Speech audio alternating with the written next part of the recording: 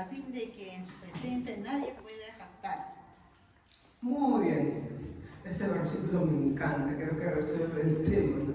Vamos a orar. Padre, te damos gracias en esta mañana por habernos reunido en tu casa. Señor, te pido, Dios mío, que en este momento bendigas tu santa palabra, bendigas a cada uno de tus hijos. Nos permita, Señor, el poder adorarte, poder bendecirte, Señor, poder, Señor, disfrutar de tu palabra. Ayúdanos a comprenderla, a mí ayúdame a expresarla, a transmitir lo que en esta mañana he traído para tu casa, Señor. Te lo ruego en estas cosas y te pido, Señor, que bendigas cada vida de cada hermano, Señor, para que de esta manera podamos, Señor, desarrollarnos en tu casa, podamos crecer en tu conocimiento, en nuestra devoción, así mismo como nuestro agradecimiento hacia ti. Gracias, te doy por todo esto en el nombre de Jesús. Amén. Muy bien, tomemos asiento, hermanos. Empezamos. En la introducción que dimos de Jueces vimos un esquema, ¿no? Está por acá Israel, ¿no? ¿Qué hacía Israel? Pecaba. ¿Estamos? Pecaba, ¿no? Después, ¿qué veíamos? Dios, ¿qué hacía cuando Israel se pecaba? Se airaba. ¿Estamos? Después, ¿qué más? ¿No? Vemos que Dios levanta, ¿no? ¿Levanta qué cosa? Un enemigo. Eso lo estuvimos viendo la semana pasada. ¿Qué más vimos, no? Israel es azotado, ¿no? Israel azotado. Después, ¿qué más? Vemos que Israel clama.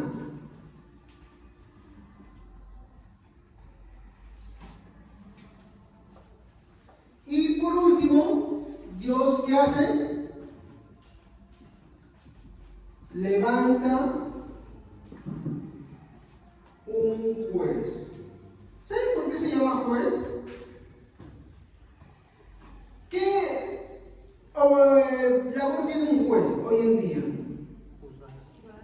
Ya, pero en sí, el juzgar es parte de lo que lo lleva a algo.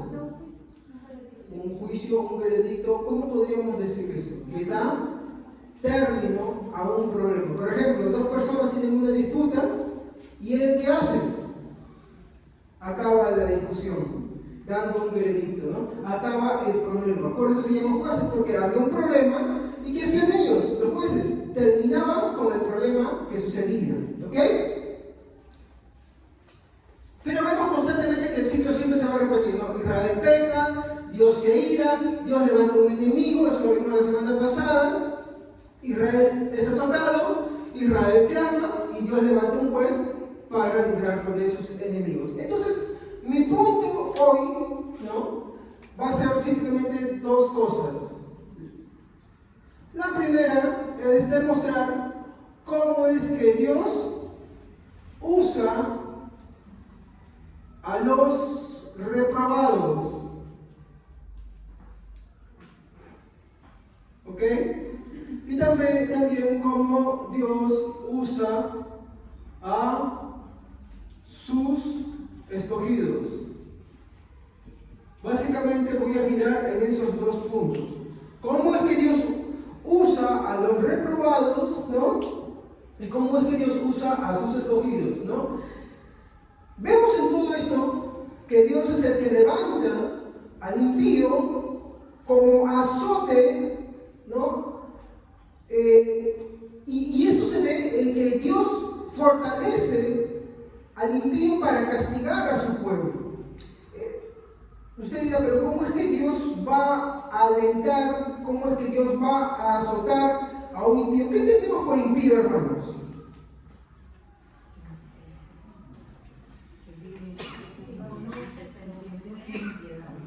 Es un malo, así de simple, ¿eh? Como se lo resumimos todo. Es un malo, no teme a Dios, no conoce a Dios, no quiere a Dios, todo lo que han dicho. ¿Ya? Ahora, yo les dije, ¿cómo es que Dios usa al impío? Porque tenemos un error, y yo quiero que ustedes analicen algo, ¿no? ¿Vemos mucha maldad en este mundo? Sí. La pregunta es, ¿esa maldad está descontrolada o está controlada? ¿Y cómo es eso? Ese es mi punto, el que quiero yo demostrar en esta mañana. Dios es el que levanta al impío como azote. Sí, ¿azote de quién? Toda persona malvada que tú ves en este mundo, toda persona que obra mal, está levantada como azote. ¿Pero azote de quién? ¿Qué es lo que vemos acá en el círculo de acá arriba? A ver, díganme ustedes. ¿Dios qué hace? ¿Pero Israel qué hace? ¿Y Dios qué hace? ¿Y después qué hace Dios? No, lean lo que dice acá. Lean lo que dice acá. Muy bien. Y después de levantar tu enemigo, ¿qué sucede con Israel? Es azotada. Y como consecuencia, ¿qué hace Israel? Clama. ¿A quién clama? A Dios. ¿Y Dios qué hace? Un juez para salvarnos. Así en chiquito les voy dando el motivo por el cual los impíos existen en este mundo. ¿Por qué el impío avanza en este mundo? Toda persona que hace lo malo, toda persona que no tiene temor, es levantada por Dios para azote. ¿De quién? Para Israel. Cuando peca, Dios levanta Aplicación a sus hijos. Para aplicación a sus hijos, cuando no viven un cristianismo que Dios quiere, cuando su cristianismo es apóstata, cuando abandonan la fe. Entonces se preguntará, en un tiempo en el cual se dice que hay mucha fe y hay mucho azote, ¿qué quiere decir eso? Que hay una iglesia muy apóstata. A ver, ¿usted se escuchó el término que dicen siempre, ¡oh, un gran avivamiento! Ya. ¿Qué se malentiende del avivamiento hoy? Que porque una iglesia reúne un montón de personas, ¡oh, qué gran avivamiento! O lo que pasó en Asbury, ¿no? Que al final no sucedió nada, hermanos. ¿Se acuerdan lo que dicen por ahí? ¡Oh, un gran avivamiento! Viene eso. ¿Qué pasó? Cuando en la Biblia vemos que han habido varios avivamientos. En la historia de la iglesia no hay varios avivamientos, pero ¿saben cómo se reflejó? En que la sociedad cambia. El impacto del evangelio es tan grande que la gente empieza a cambiar su vida. Cuentan que en el avivamiento, en el primer gran avivamiento donde estuvo Jonathan Edwards, cuentan que cuando caminaban por las calles parecía que todo el mundo se había convertido. ¿Por qué? Porque escuchaban cánticos, la conducta de las personas cambiaba. ¿Se dan cuenta? Esa es la evidencia de un verdadero avivamiento. Usted no ve esos avivamientos hoy. Usted ve, por ejemplo, una iglesia que empiezan a dar vueltas como si fueran trompos, empiezan a hacer un espectáculo, un show, que se ponen como y piensa que es la unción de ese avivamiento. Eso no es avivamiento. Ese es un falso avivamiento. Eso provoca la ira de Dios más bien. Porque un verdadero avivamiento, ¿cómo se ve? ¿En qué se evidencia? En que la iglesia, para empezar, ella es la que cambia. La iglesia vuelve a Dios, la iglesia profesa la santidad, la iglesia ama la palabra y su influencia evangelística es fuerte. Y tanto así que esta empieza a calar. Eso es un avivamiento. ¿Por qué? Porque hay conversión. Conversión. Tanto de los mismos creyentes como de las personas que los rodean. ¿Se dan cuenta? Por eso, justamente la semana pasada les decía, ¿no? Qué importante es predicar. Si usted no predica, entonces su cristianismo es cuestionado. No importa lo que sepa, no importa lo que usted tenga, no importa los años que tenga, su cristianismo es cuestionado. Usted, si no predica, es como aquel que no ora, es como aquel que no lee la palabra de Dios, es un incrédulo con diferentes cristianos. ¿Me entienden? Y eso involucra qué cosa, a cambiar su testimonio, a cambiar muchas cosas de sí. Avanzamos. Entonces, vamos a ver un ejemplo de eso, ¿no? Que les digo, ¿no? Que Dios levanta al impío como azote, ¿no? Y es que Él fortalece para castigar a su pueblo mediante los impíos. Jueces, capítulo 3, versículo 12.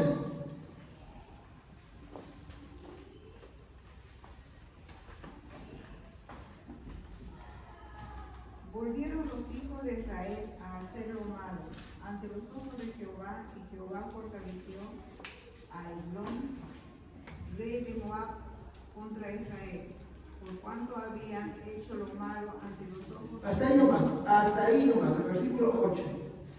¿Qué es lo que podemos sacar ahí? Que Dios fortalece o levanta. Esto lo baja para allá. Versículo 12, a ver. 12 leí, hermano. Usted dijo. Versículo 8. No, 3:12 usted dijo. 3:8, por favor, a ver, 3:8. Y la ira de Jehová se encendió contra Israel y los vendió a manos de Husán. Ya, hasta ahí nomás. ¿Qué es lo que estamos viendo ahí? ¿Quién entregó a Israel en manos de un pagano, de un impío? Dios. ¿Se dan cuenta, mi hermano, que los judíos no tienen problemas en decir quién es el que hace las cosas a través de todo esto? ¿Sí o no? Segundo, el versículo 12, ¿no? El que ya leyó la hermana. Ahora, el capítulo 4 y el versículo 2, ¿alguien que me haya leído?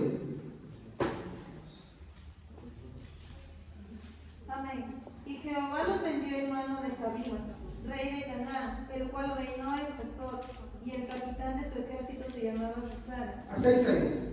Muy bien. ¿Qué vemos acá otra vez? Que Dios es el que los bendiga. ¿Quién es el que levanta al impío? Dios. Ahora, alguno dirá, entonces Dios es causante del mal. No, espérense, porque eso tengo que resolverlo mediante mi disposición. ¿Ya? Pero la primera idea que quiero darles es que Dios es el que levanta ¿a quién? Al impío como azote. ¿Para quién? Para sus hijos. A veces nos quejamos y decimos, hoy porque ¿se acuerdan cuando David estaba yéndose y había un hombre que lo estaba maldiciendo? ¿Y qué dice David? ¿Qué dice David? Cuando dijeron, vamos a matarlo, y David dijo, no lo toquen, porque de parte de Dios está hablando. Porque entendía que las palabras que este hombre estaba diciendo era un azote para él de parte de Dios. ¿Se dan cuenta? Pero nosotros somos rebeldes, no entendemos eso. Entonces, ¿qué hace Dios? Manda más azotes. Si uno se pregunta, ¿por qué esto? ¿Por qué aquello? ¿Por qué lo otro? La razón es que Dios está tratando contigo. ¿Y cómo trata contigo? Levantando un azote. Y ese azote no lo levanta por nada, lo levanta por justamente tu apostasía. ¿Qué es la apostasía? Es desviarse del camino, es apartarse del camino.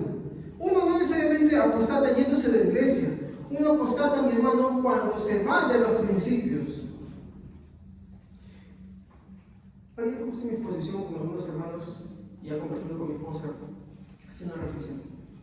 ¿Por qué hay más maldad ahora que en el tiempo, mi hermano, en el cual sucedían los grandes avivamientos?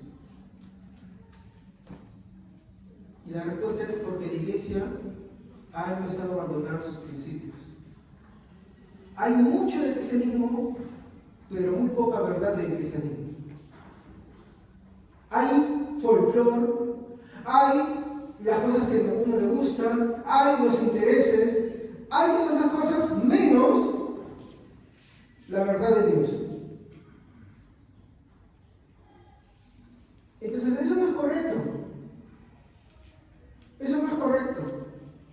Uno, por ejemplo, para escoger una iglesia, no debe buscar una iglesia que, oh, mira qué cordiales son, oh, mira cuánta gente hay, oh, mira qué luces tiene, oh, mira cómo está diseñado, ¿no? Oh, mira qué bonito cantan. Uno debe escoger una iglesia por la predicación de la palabra, por la exposición de la palabra, y ni siquiera solamente porque prediquen, sino porque lo que hablen esté de acuerdo con los fundamentos básicos del Evangelio. Pero hoy vean, hay más maldad cuando se supone que hay más cristianismo. ¿Qué respuesta les quiere dar esto? Ya que vemos, pues, es un reflejo de lo que hoy sigue pasando, hermanos. Un tiempo de mucha superstición, y yo voy a demostrar en la vida de cada juego que voy a tocar, la superstición, la cobardía, la apostasía en su máximo grado. Y aún con todo eso, ves a Dios ahí presente obrando. ¿Ok? Muy bien. Como les dije, Dios es el que levanta el impío como azote, Él lo fortalece para castigar a su pueblo, ¿no? Como se demostró en los versículos, pero también es Dios el que también, ¿no?, levanta a un libertador, ¿ok? Entonces vamos a poner acá, esto es un poco lo que hemos hablado la semana pasada, copien por favor si no han copiado. Dios levanta a un libertador. Y para esto exploramos, hermano, versículos como Jueces 3:9, ¿no? Versículo 15, Jueces 4, versículo 4 al 9, ¿no?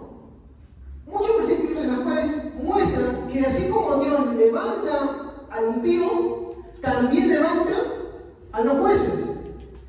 ¿Se dan cuenta? O sea, Dios hace ambas cosas, tanto lo uno como lo otro. En el pensamiento de ellos no está, mi hermano, el que ellos, mi hermano, le den lugar, y disculpen refiriéndome al libre albedrío. Miren, vamos a mostrar. A ver, después 3:9. ¿Quién lo puede leer? Alguien que no haya leído. Pero cuando el pueblo de Israel clamó al Señor por ayuda, el Señor levantó a un libertador para hacer... Hasta ahí nomás, tranquilo, lean tranquilo, despacio, sin correr. A ver, otra vez con calma. Pero cuando el pueblo de Israel clamó al Señor para ayuda, el Señor levantó a un libertador para... Hasta ahí nomás. ¿Qué es lo que dice? Dice, ¿se levantó a sí mismo o Dios levantó? ¿Dónde está el libro de Dios? ¿Quién le levantó? Ah, no, pastor, esa es una sola cosa. Va, bueno, avancemos. Versículo 15. ¿Alguien más? Sí. Pero los israelitas clamaron al Señor y el Señor les levantó un libertador a hijo de Gera, el benjamita, el cual era zurdo. Y los israelitas... Hacelo más. ¿Qué es lo que dice el principio? Que Dios levantó. ¿Quién era Og? Es el segundo juez de Israel. Entonces, bueno, acá hay otro versículo, yo no lo voy a tocar, pero ahí lo tienen ustedes para poder corroborarlo. ¿Qué es lo que vemos en estos dos versículos, hermanos? ¿Qué es lo que vemos? Y en todas las versiones está de la misma manera. Pregunto, ¿es la persona la que se levanta por su libre voluntad? ¿Qué muestra el versículo? Es más, incluso dice, ¿es el impío el que se levanta por su propia voluntad? ¿Quién lo levanta? ¿Quién levanta al impío? ¿Quién levanta al libertador, a un juez? Dios. Dios es el que lo levanta, tanto al uno como al otro. ¿Se han dado cuenta? Y ese lenguaje lo van a encontrar, mi hermano, no solo acá, lo van a encontrar a cada rato en el Antiguo Testamento. Por eso yo les dije la vez pasada, ¿no? Dentro del pensamiento judío no está la filosofía griega de libre albedrío, está la soberanía de Dios. Eso es lo que más vamos a ver nosotros que está ahí plasmado. Continuamos. Entonces, voy a ir a mi primera parte. ¿Ya? Vamos a ponerlo acá. Primero, lo que Dios permite. Acá es importante porque esto ya es nuevo. Lo que Dios permite. ¿Qué entendemos nosotros como que Dios permite? ¿Ya? Y acá, esto es importante aclarar porque a veces hay un mal concepto también de lo que es permitir. Ya que comparamos permitir con lo que nosotros permitimos y a veces las cosas, por ejemplo, yo puedo permitir algo y al final la persona a la que le permito algo hace otras cosas que yo le he permitido. El problema está en que yo comparo a Dios ahí con un ser humano como yo que no es omnipotente. Entonces hay que redefinir ahí qué es permitir bajo el estándar de un Dios omnipotente, todopoderoso. ¿Ok? Muy bien, vamos por partes. Se suele cometer un error garrafal al pensar que la maldad del hombre está descontrolada, ¿no? A veces nos quejamos de esta maldad, todo esto, entendamos. Esa maldad que está en el mundo no está descontrolada. ¿Ya? Entonces, lo primero que podemos entender acá, la maldad no está, voy a poner la palabra, descarriada. Pero no la aguantamos, hermano. Eso es otra cosa. No estoy diciendo en ninguna manera que porque la maldad está controlada y no descontrolada y no está descarriada, no por eso estoy diciendo que el hombre sea bueno. ¿Estamos? No digo que el hombre es bueno.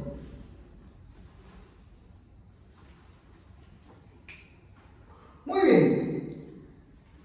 De hecho, hemos hablado incontantes veces cuál es la condición del hombre.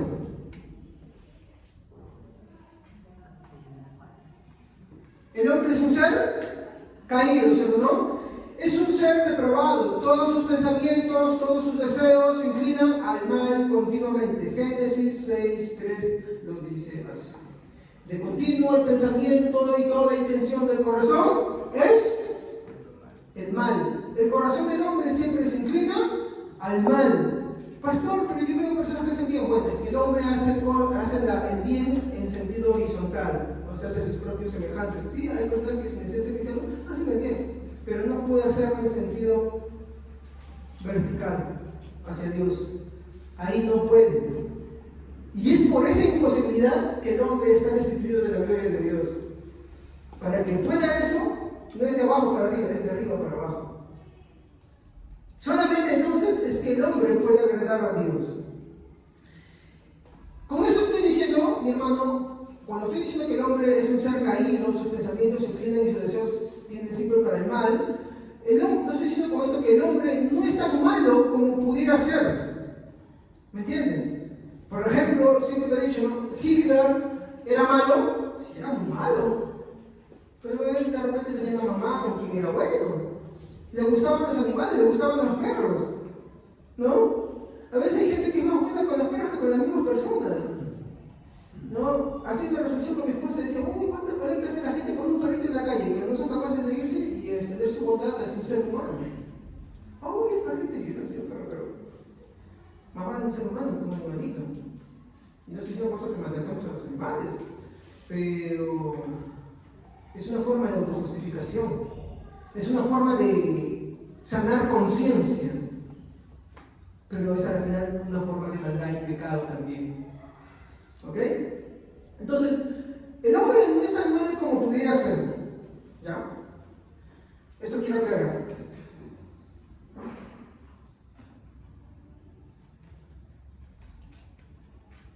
El hombre no es tan malo como pudiera ser.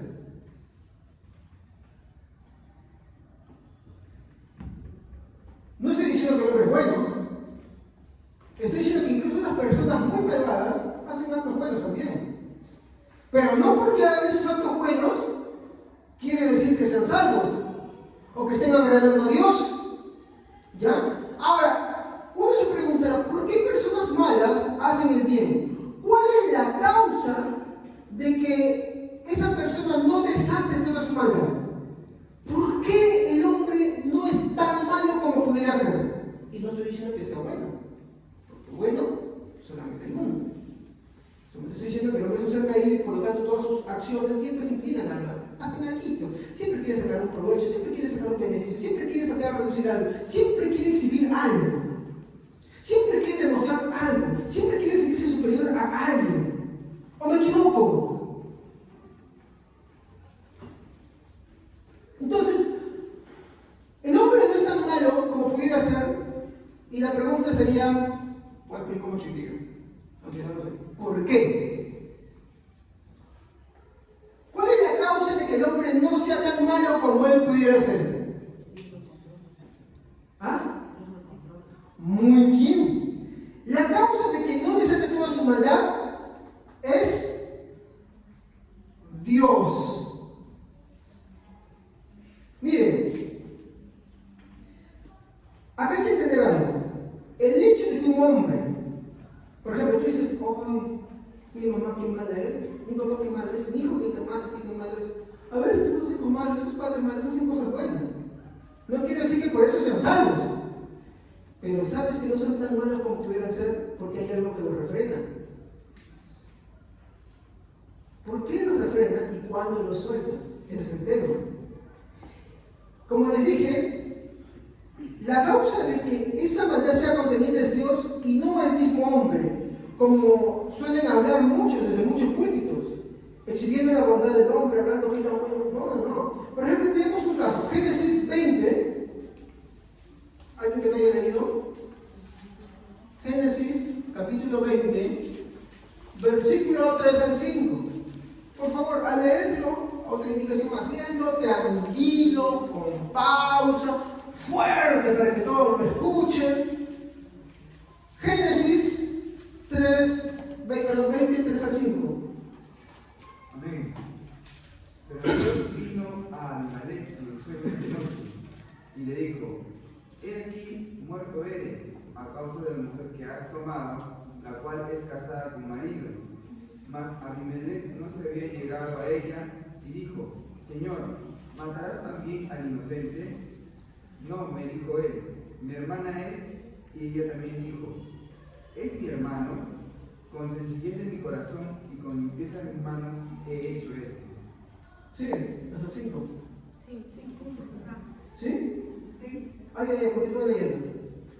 Y le dijo Dios en sueños: yo también sé que con integridad de tu corazón has hecho esto. No, hasta ahí vamos. A ver, sí, me estaba saltando algo. El rey dice: yo con inocencia he actuado, con sencillez de corazón, con integridad de corazón. Él habla muy bien de sí, ¿no? Para empezar, hay que ver quién era Abimelech. Era un rey pagano. 2. ¿Qué quería Abimelech? Miren, él dice con sencillez, con integridad. Él quería una mujer, ¿no? Ve una mujer de otro campamento, de Abraham, para ser exactos. ¿Y por qué Abraham miente? Lo mismo que con Faraón. ¿Por qué Abraham miente? Usted tiene que ver el contexto. Para que no le mataran. No, a ver, no sean literales. A ver, ¿cómo les explico? Traten de entender el contexto. Es cierto, la Biblia dice para que no lo maten, pero ¿por qué lo matarían? ¿Cuál es la causa? Claro, porque cuando sabían que alguien estaba casado, entonces para no cometer, porque había algunas normas, de repente me imagino por ahí, ¿qué hacían? ¿Han escuchado el dicho, dice, muerto el perro, muerto la raya? Entonces, que ha casado, entonces lo matamos. Ya está viuda, libre. Entonces quería matarlo. Ahora, ¿qué dice el rey? No, con integridad he actuado, con sencillez de corazón. ¿Se dan cuenta del autoconcepto que tiene Abimelech? Es el autoconcepto que nosotros decimos cuando hacemos la mano. No, yo no he hecho esto, yo he hecho lo bueno. Ay, no, yo fui pobrecita, a mí me engañaron. No, a mí me sedujo esa chica. No, ese chico me engañó. Ese es el mismo concepto que usamos siempre. Discúlpeme. Un requisito para ser convertido es entender el pecado de uno mismo. ¿Estamos?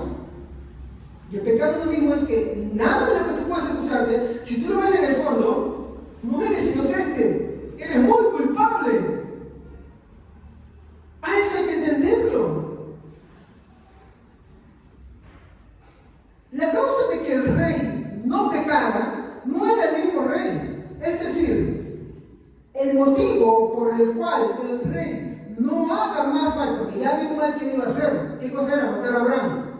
La causa o el motivo por el cual el rey no haga más mal de lo que pudiera hacer es Dios. Génesis 26, miren lo que dice ahí. El rey dice: no, yo no lo he hecho, yo he actuado con integridad. Yo no le he hecho nada porque yo soy un justo. Obvio, ya le digo, considérate muerto, no, considérate como hombre muerto.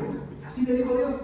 Obvio, es como que alguien más adelante te dice: ¿el dinero o la vida? Y te está apuntando como un arma. ¿Qué haces tú? La mayor parte de las personas llevan de todo.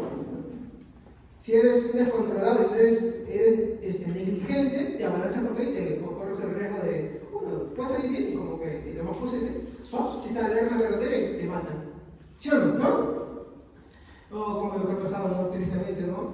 Vas, no le quiere pagar, ¿no? La limpieza de ventanas y viene uno y le clava el cuchillo en el corazón y muere. ¿Sí? Eso es lo que pasa cuando uno se enfrenta a un peligro. Entonces este rey agarra y Dios de arranque no entra en conversación. Dios de arranque le dice, considérate un hombre muerto, porque la mujer que tienes es esposa de rey. ¿No? Y ella dice, no, yo lo hago con integridad. Yo digo, bueno, yo no he hecho nada, justamente castigarás a ser inocente. Él se considera inocente, pero mira lo que Dios le va a decir, versículo 6. A ver, ¿quién lo lee? Sí, ya sé que has hecho todo esto de buena fe, le respondió Dios en el sueño. Por eso no te permití tocarla, para que no pecaras contra mí. Uno pensaría que diga, oh, mire, sí, Dios está reconociendo que ha hecho buena fe. Hermano, la Biblia es bien sarcástica en muchas cosas. Esto es un sarcasmo que Dios le hace.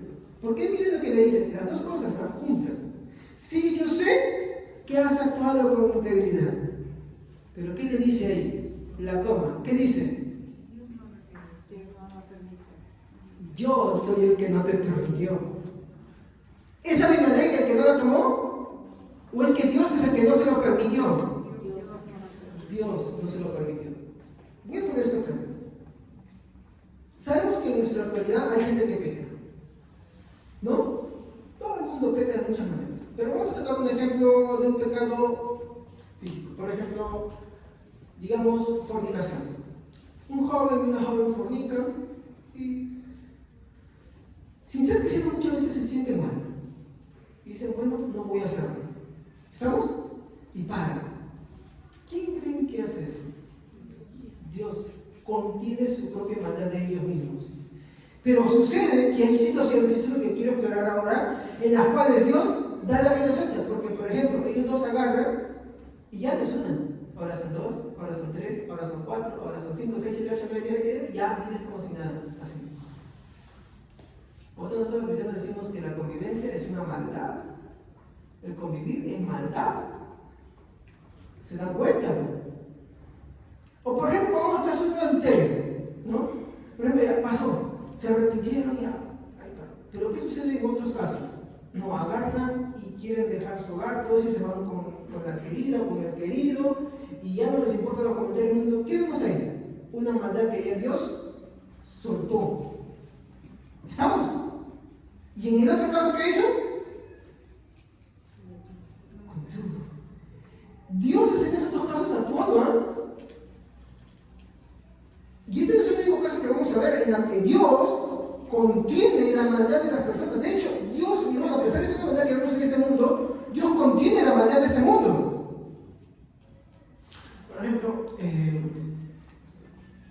tú te preguntas, por ejemplo, un país en el cual está Bukele, por ejemplo, ¿no? Las pandillas, ¿no? Y es un país en el cual se dice, pues, el cristianismo también, ¿no? Pero de pronto, es el país en el que más había matanzas, más había esto. Y Dios, ¿qué hace? ¿Quién cree que levantó estas pandillas? Dios. ¿Con qué objetivo? De azotar a los que son cristianos. ¿Con qué forma? De hacerles entender su desviación. Sí. El impío y el malvado no está por las puras en este mundo. Tiene un propósito, tiene un objetivo. Como les voy a demostrar en un momento más con muchas bases bíblicas. Pero lo hace con esa finalidad. Hace con la finalidad también de que mucha gente vuelva al Evangelio o también se convierta al Evangelio. Pero la deja así todo el tiempo, ¿no? De pronto agarra y levanta a alguien, por ejemplo. En este caso levantó un Bukele. Hizo, creó las cárceles de 5 sierras y plan, se van y se esconden ahora ahí porque no quieren ir a esas cárceles. Y dice, no, ya no les vamos a dar como antes, bueno, van a comer una ración o 2 raciones al día, no tienen camas, se preparan ya de la cómo hacen eso. Dios hace lo uno como hace lo otro. Y eso hay que verlo. En el pensamiento judío, mi hermano, esto era bien claro. Ellos no andaban con rollos en ese sentido. Ellos entendían, si Dios es el que levanta al impío, pero también Dios es el que levanta al libertador. Dios es el que hace una cosa como el que hace otra cosa. Seguimos. Todo lo que Dios permite, en este caso, la maldad del hombre, está dentro de sus decretos, así como el castigo por esa maldad, sí, porque todo aquel que hace maldad, al que Dios levanta, también lo castiga al final. ¿Sí? Él no deja que eso descontrole. Por ejemplo, tú ves personas que hacen mucha maldad y de pronto mueren en la misma condición. ¿Quién crees que determinó ese fin? Dios. ¿Por qué? Porque no es que hay un humano libre haciendo lo que él quiere simplemente. Él piensa que él hace lo que quiere, pero hay un Dios que decretó que esa maldad la hace por un motivo que él quiere, que él desea, que él conoce, pero que a su vez también le va a dar un término, un fin. Por eso cuando un cristiano, mi hermano, se va a aplicar al mundo, no ha entendido el cristiano. Cuando un cristiano se aparta del mundo, cuando un cristiano no quiere entender las cosas de Dios, mi hermano, es porque no ha entendido el cristianismo. Y posiblemente está en el otro lado. Y eso es terrible. Ahora, hay que sentirnos orgullosos, no hay que sentirnos humildes por eso, y hay que orar por esas personas. Hay que orar. Muy bien. Dios permite la maldad solo, y acá está. Entonces me pregunto, ¿por qué? Ya les dije una cosa, ¿por qué Dios permite la maldad? Para socorrer a sus hijos. Ya, claro. Dice bien. ¿Por qué Dios permite la maldad? Sí, en un principio también dije eso, ¿no? Pero vamos a entender algo más. No es solamente para respetar a sus hijos, porque él tiene muchos propósitos ahí. Dios permite la maldad solo cuando ésta ayuda a sus propósitos. Por eso no es que hay un impío, un malvado haciendo lo que él quiere simplemente. Él piensa que hace lo que él quiere, pero esa maldad que él hace, Dios se la ha permitido solo si ésta va a servir a sus propósitos. Y si no, simplemente acaba con esa persona. Así de simple. Un ejemplo. ¿Quién es Dios? Miren, ¿quién es Dios? ¿Sabe quién es Acab, no? Acab. Es un rey pagano, ¿no? No, es un rey impío dentro del pueblo de Israel. ¿Quién es Dios que el impío Acab sea engañado? Sí. Pero ahora, Dios no puede pecarse. ¿Estamos?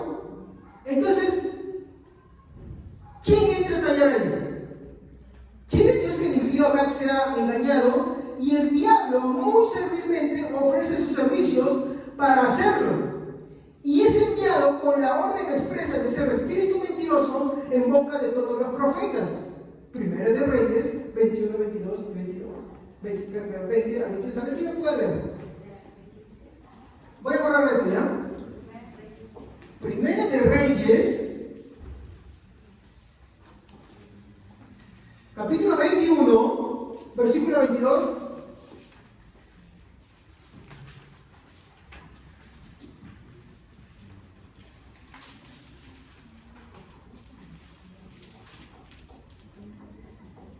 ¿Alguien que lo pueda ver?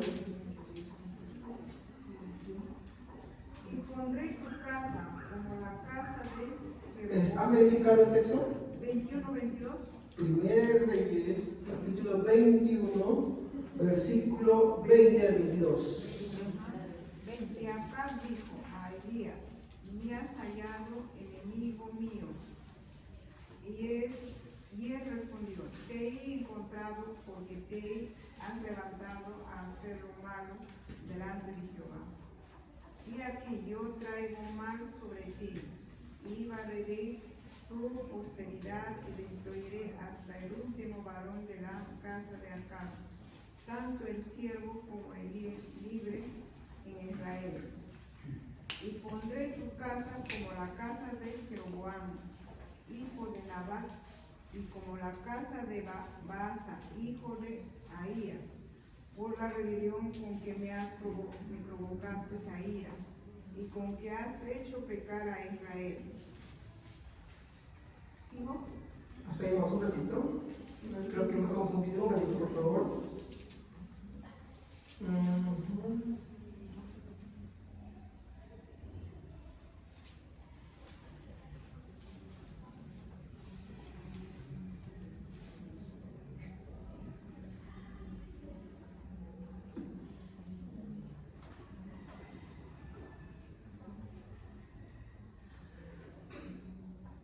Un ratito.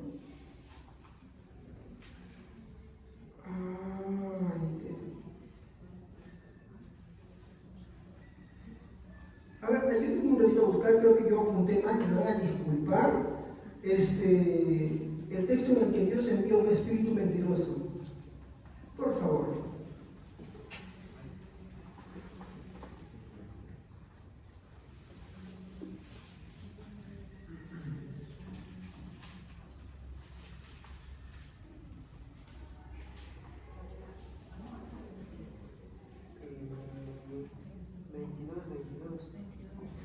¿22? A ver, vamos a ver.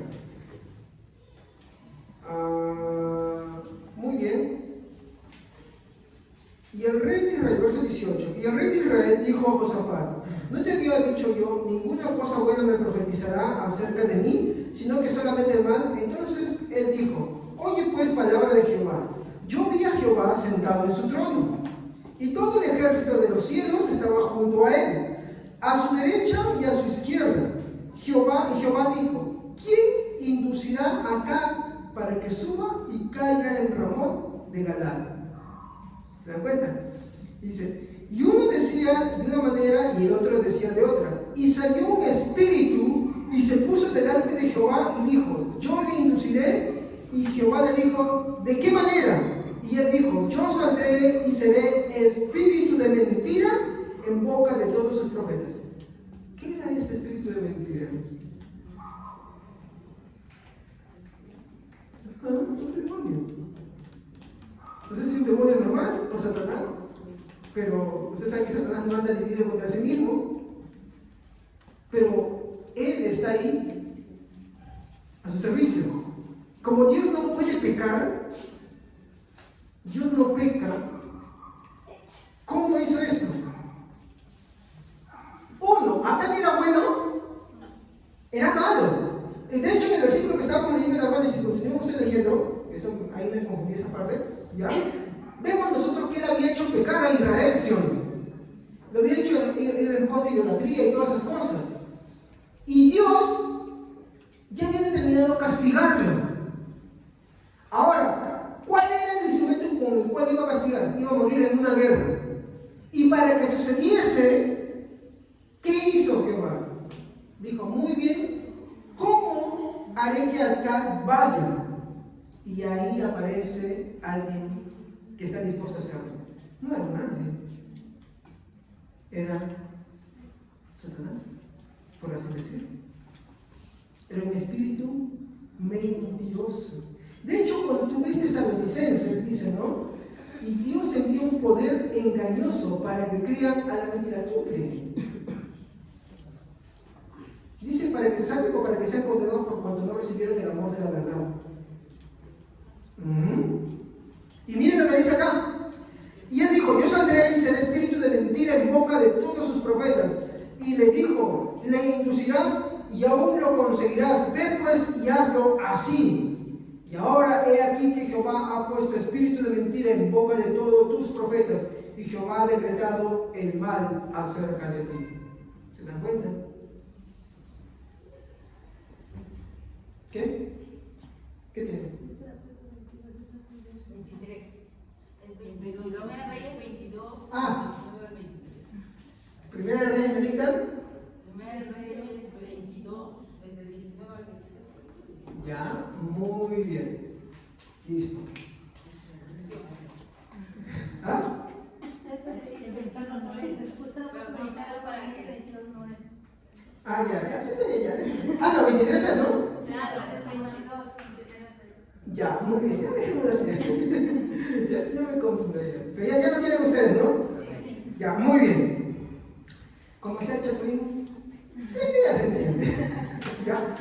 Pero bueno, yendo al texto, ustedes se han dado cuenta de algo. ¿Quién mandó a ese espíritu? ¿Es en sus las manos? No. Satanás se ofrece para eso, para llevar al error, para engañar. Por eso Jesús dijo: Satanás es mentiroso y homicida desde el principio, padre de mentira, homicida desde el inicio. ¿Se dan cuenta? Entonces, aquí no podemos atribuirle mal a Dios. Dios lo que está decretando es un juicio. ¿Cuál es el juicio? Que muera acá. ¿Por qué? Porque era malvado. muere. ¿Cómo va a morir? Ahí hay sirvientes para eso. ¿Y quién estaba dispuesto? Satanás. ¿Se dan cuenta? La maldad, eso es lo que dije la semana pasada, la maldad de Satanás tampoco está descontrolada.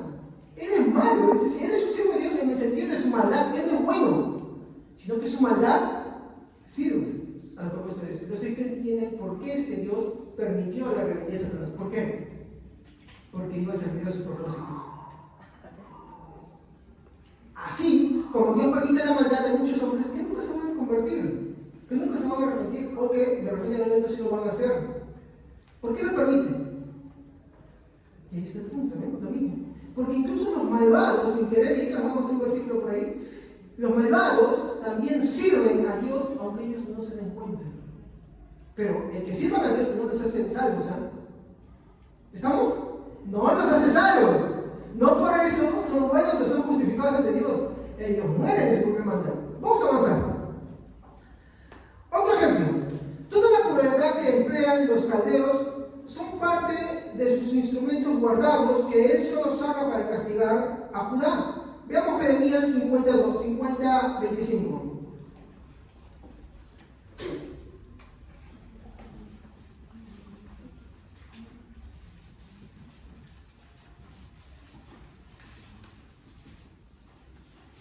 Jeremías 50:25. Abrió Jehová su tesoro y sacó los instrumentos de su furor, porque esta es obra de Jehová, Dios de los ejércitos, en la tierra de los caldeos. ¿Qué dice? Abrió Dios, ¿qué es un baúl? Donde tú guardas. Pero vamos a ponerlo en lenguaje actual. ¿Tienen caja de herramientas en su casa? Y las herramientas, cuando abren la caja de herramientas, ¿no tienen muchas cosas? O cuando abren su despensa de cocina, ¿no tienen muchas cositas ahí? ¿No? Muy bien. Tienen desde lo que les sirve para una cosa como para desatar el lavadero que alguien hace cuando lava los servicios y lo taponea, ¿no? Tiene de todo, hasta tiene el ácido para disolver, todo eso lo tiene ya. Muy bien. ¿Qué es lo que está diciendo acá de los impíos? Que Dios abre el baúl de ¿qué? ¿Qué dice su Biblia? No, a ver, mira lo que dice sobre eso. ¿Ya? Muy bien. Uno dice su arsenal, otro su reserva, otro su baúl. Sí, hermano, tú que estás escuchándome acá y que tu corazón todavía no está convertido, yo te invito a creer en el Señor Jesucristo.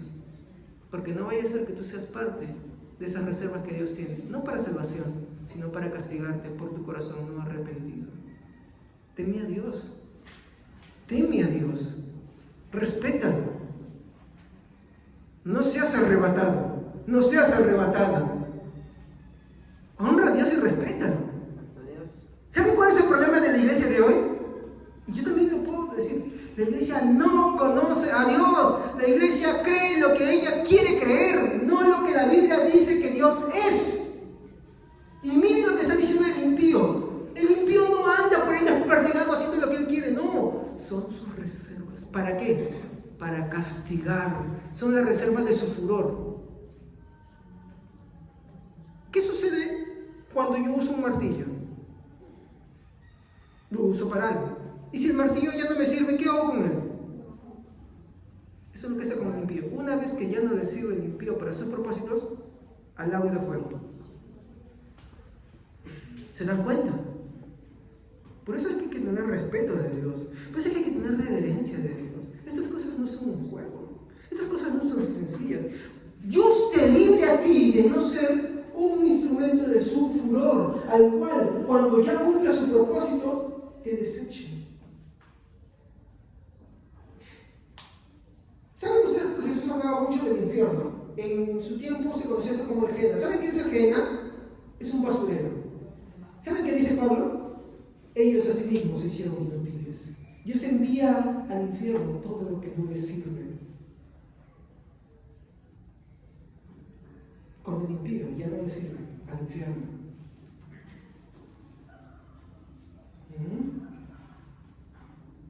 Ese era el ejemplo que Jesús tomó. Entonces, a sí mismos se hicieron inútiles. Eso hay que tener cuidado. Yo no quiero meterme arriba, pero estoy predicando de verdad que es la Biblia en ese sentido. Sobre cómo Dios tiene control de todas las cosas. Seguimos.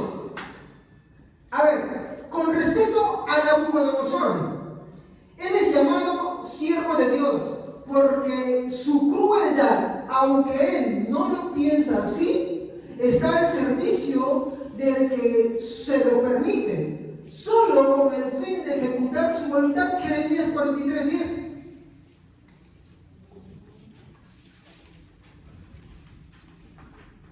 Jeremías 43:10. Amén. Y diles, así ha dicho Jehová de los ejércitos, Dios de Israel: He aquí yo enviaré y tomaré a Nabucodonosor, rey de Babilonia, mi siervo, y pondré su trono sobre estas piedras que has escogido, y extenderá su pabellón sobre ellas. Una pregunta, hermano, gracias. Una pregunta. ¿Nabucodonosor sabía que estaba sirviendo a Dios? ¿A quién adoraba él? A otros dioses. Pero ¿cómo le dice la Biblia a él? Nabucodonosor, mi siervo. ¿Por qué le decía su siervo? Por eso cuando yo me escucho que dije, Satanás es un siervo de Dios, no en el sentido de su bondad, sino su maldad, porque su maldad sirve a los propósitos de Dios. Nabucodonosor era un siervo de Dios porque su crueldad, su tiranía, estaban al servicio de Dios para castigar a Judá. Entonces no te rebeles contra Dios. No vaya a ser que tú seas parte de esas cosas. Y cuando ya Dios, porque Él lo sabe desde el inicio todas las cosas, como cuando ya haya cumplido tu ciclo, seas simplemente desechado al infierno.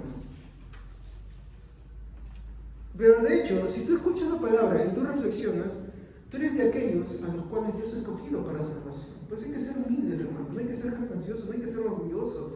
Hay que tener mucho cuidado de esas cosas. ¿Ya? Entonces, ¿están viendo ya cómo le llaman a Nabucodonosor? Su siervo. Porque su crueldad y su tiranía sirven a los propósitos de Dios. Ahora, ninguno de esos imperios pudo ser más allá de lo que Dios le permitió. Porque así como Él los levantó, también los tiró hacia abajo. ¿Sí o no? El imperio de Nabucodonosor, los babilonios, ¿estuvieron en pie? No. Después cayeron. Cumpliendo lo que Dios quiso que cumplieran, abajo.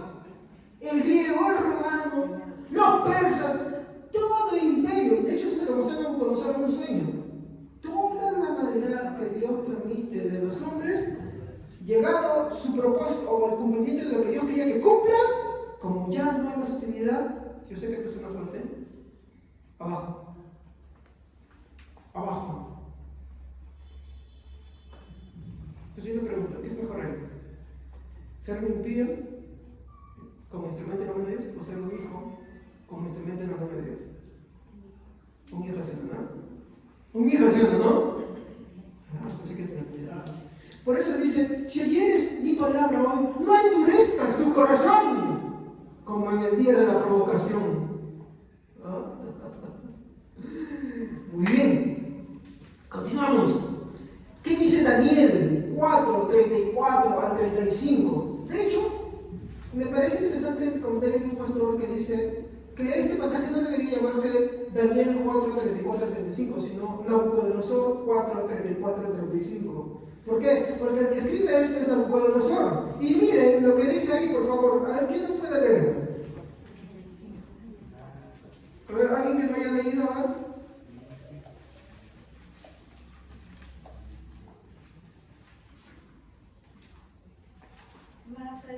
Mas al fin del tiempo yo, Nabucodonosor, alcé mis ojos al cielo, y mi razón me fue devuelta, y bendije al Altísimo, y alabé y glorifiqué al que vive para siempre, cuyo dominio es eterno, y su reino por todas las edades. Todos los habitantes de la tierra son considerados como nada, y él hace según su voluntad en el ejército del cielo, y en los que habitan de la tierra, y no hay quienes detengan su mano y les digan, ¿qué haces? Muy bien. Hermano, es una tristeza, mi hermano, que el cristianismo se haya degradado tanto que no pueda decir lo mismo que Nabucodonosor.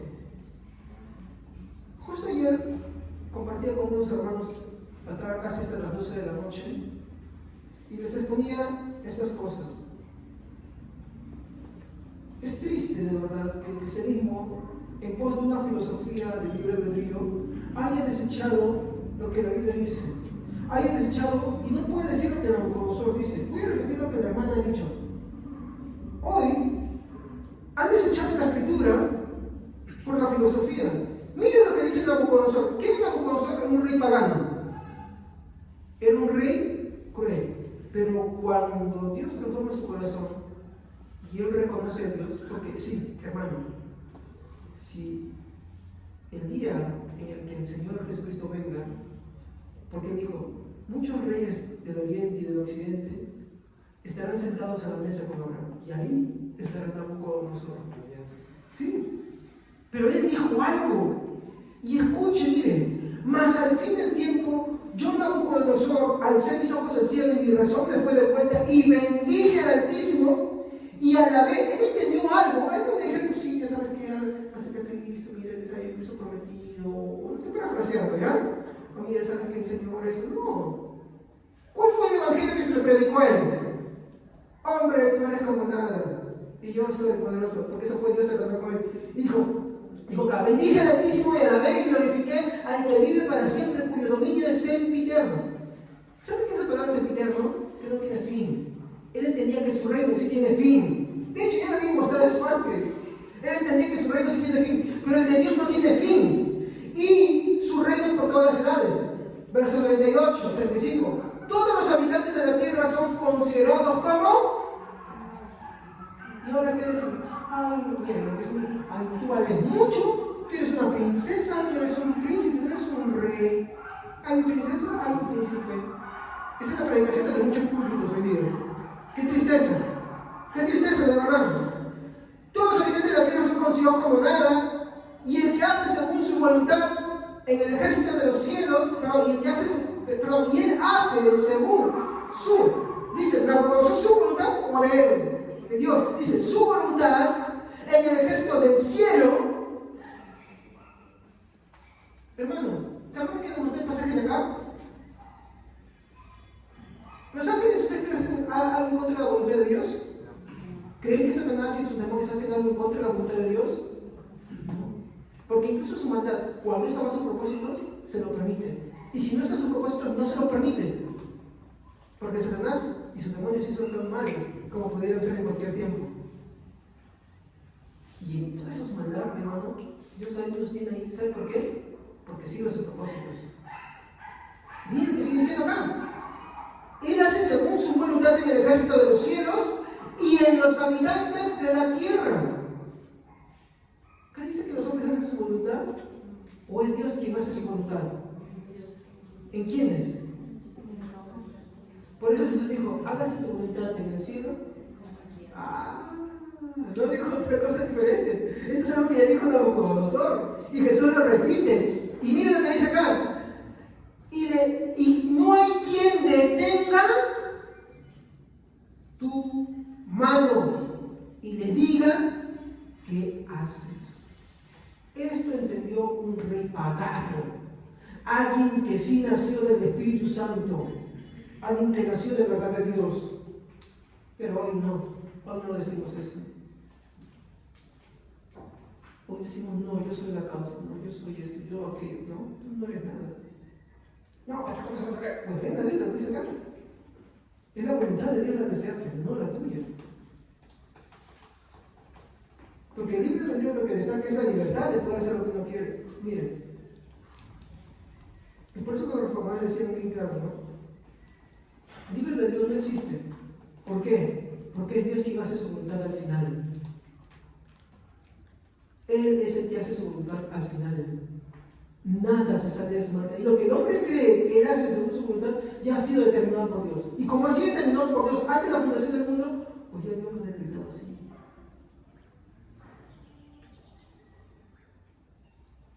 Seguimos.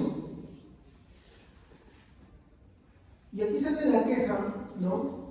¿Acaso somos robots? ¿Acaso no tenemos voluntad propia? Esa es la respuesta que la refutación que siempre escucho. ¿Acaso somos robots?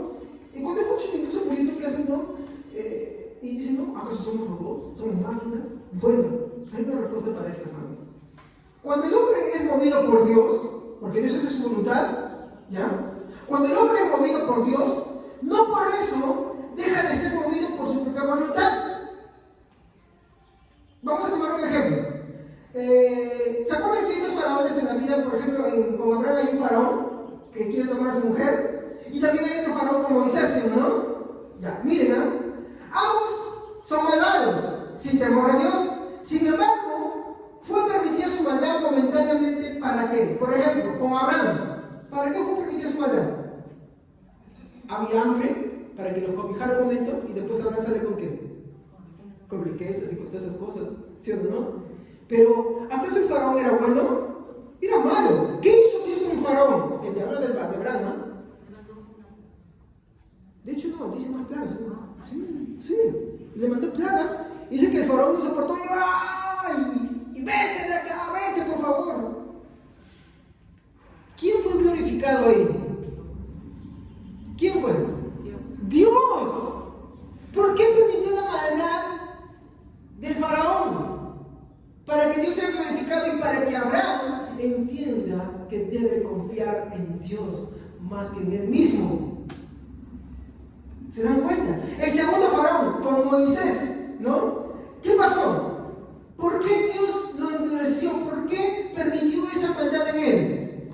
Para mostrar su poder, para mostrar las ideas de sus hijos y para libertarlos y mostrarle que no hay Dios como él. Porque recuerden, los israelitas estaban ya más de 400 años metidos en el paganismo, estaban influenciados por muchas cosas.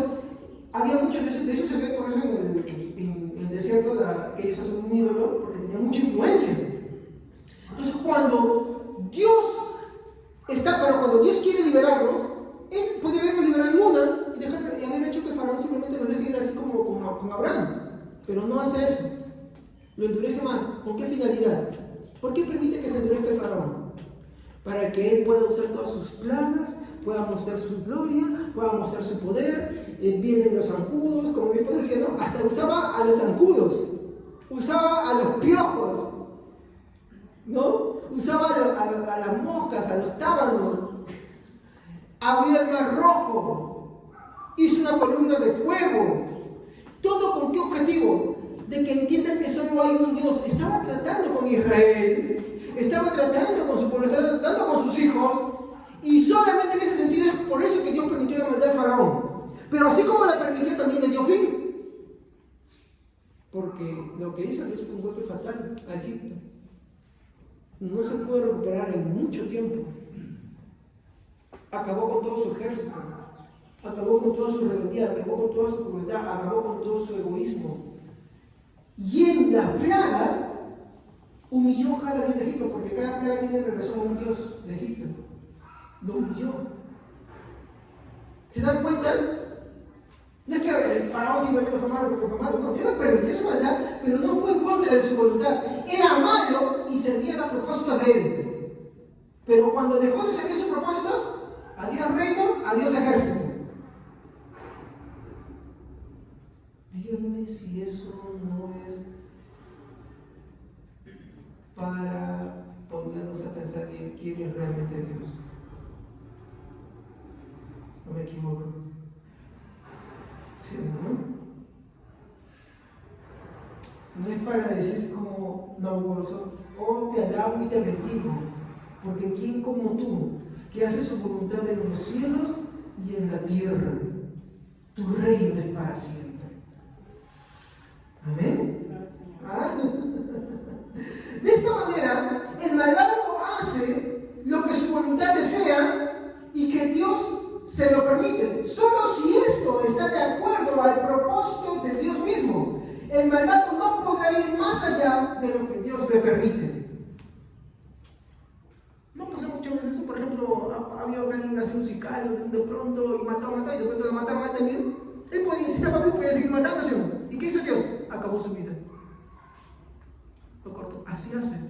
Por eso Dios le dice a David, ¿no? En un salmo: no tengas envidia del que hace lo malo. Hoy lo ves, mañana no estará. Es como la hierba que se seca.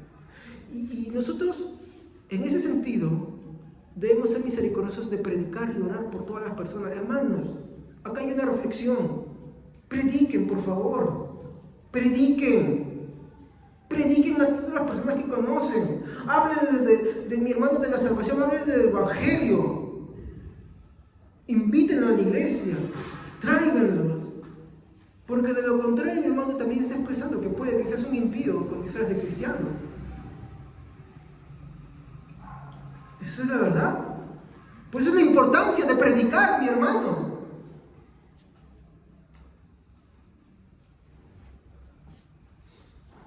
Continuamos.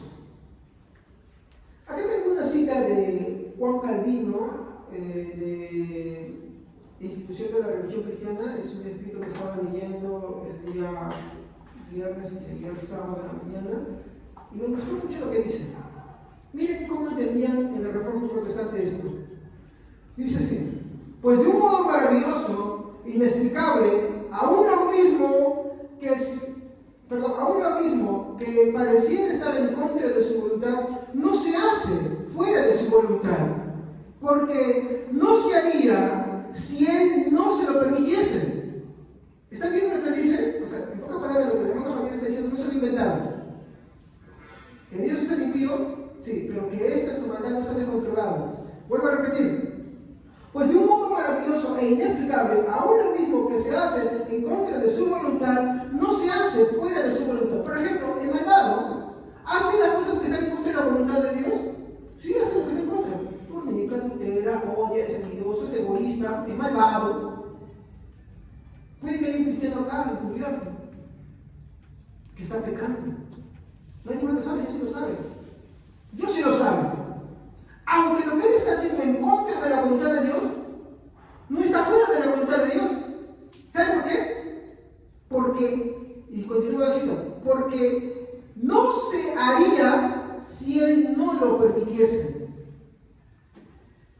Y ciertamente, él no lo permite a la fuerza o en contra de su voluntad, sino queriéndolo así. Ni él, siendo bueno, podría permitir cosa alguna que fuese mala, si él, que es todopoderoso, no pudiera sacar bien del mal. Explico.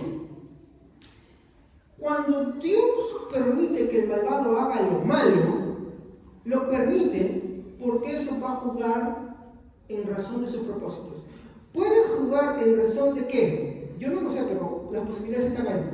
En que la persona, después de haber hecho lo malo, llega a un punto en que se da cuenta que Dios lo hace entender de cómo ha sido su vida y procede a Dios, o lo usa como un castigo y azote para los mismos cristianos. Lo hace así. Es una de dos. Pero ninguna se hace en contra de su voluntad, porque de lo contrario no lo permitiría. Lo permite porque va a jugar en función de sí. Y cuando ya no, lo corta él. Usted póngase a pensar, ¿cuántas cosas ha hecho usted? ¿Por qué Dios permitió eso en su vida? Porque, y la respuesta está así, porque si no sería muy orgulloso. ¿Usted ha pecado alguna vez? ¿Ha hecho un pecado que le marca su pasado y que quisiera nunca haberlo hecho? ¿Por qué cree que Dios lo permitió? ¿Por qué cree que Dios lo permitió? ¿Sabe para qué? Para que usted no sea orgulloso. Pero puede que alguno sí sea orgulloso. Entonces, ¿qué hace Dios ahí? Hay una de dos.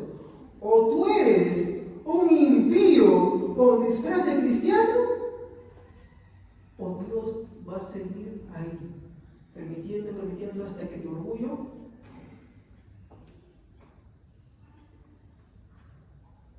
se da cuenta. Así de simple. Cuando yo voy a la oración, hermanos, tristemente para mí es inevitable recordar muchas veces todos los errores que cometí. Y como compartieron con mis hermanos ayer, saben que digo, porque los pensamientos saltan, los recuerdos saltan. Y llega a esta conclusión. Siendo así, yo no podría ser salvo.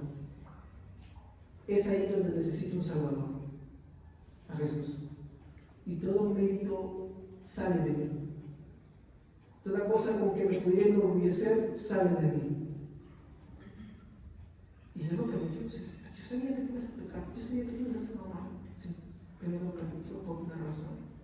Y Él no fuera todopoderoso si no pudiera sacar bien de eso malo que pasó.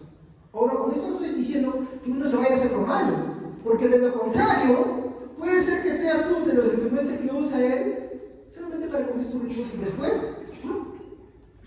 al infierno. ¿Estamos? ¿Amén, hermano? Muy bien. Seguimos. Ya. Este es el fin de la cita. A ver. Segundo punto. Evidencia bíblica.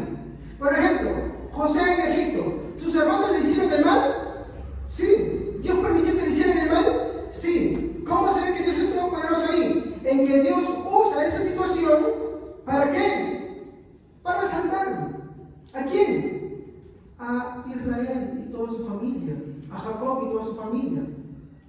¿Se dan cuenta? Si Dios, mi hermano, no hubiera querido, no hubiera sucedido eso. Pero como Dios quiso que sucediera, Él permitió la maldad de los hermanos de José para poder cumplir sus propósitos. Otro ejemplo. Los gentiles y los judíos cuando se unen para conspirar contra Jesús y crucificarlo. ¿No? Pregunto, tanto en el primer caso, los hermanos de José hicieron lo que querían, hicieron conforme a su propia maldad, sí. Pilatos, Herodes y los fariseos hicieron conforme a su propia maldad, sí. ¿Y qué hizo Dios? Se los permitió, pero se los permitió simplemente porque andan descarriados y todos controlados. No, los permitió porque el fin que Dios ya había decretado desde antes de la fundación del mundo era que Jesús muriera en la cruz. Y los instrumentos que Él usó fueron Judas, Herodes, Caifás, Pilatos y todos los romanos y gentiles y judíos que estaban ahí. ¿Se dan cuenta? Dios los usó para cumplir sus propósitos. Ese es el Dios de la Biblia, hermanos. Ese es el Dios de la Biblia.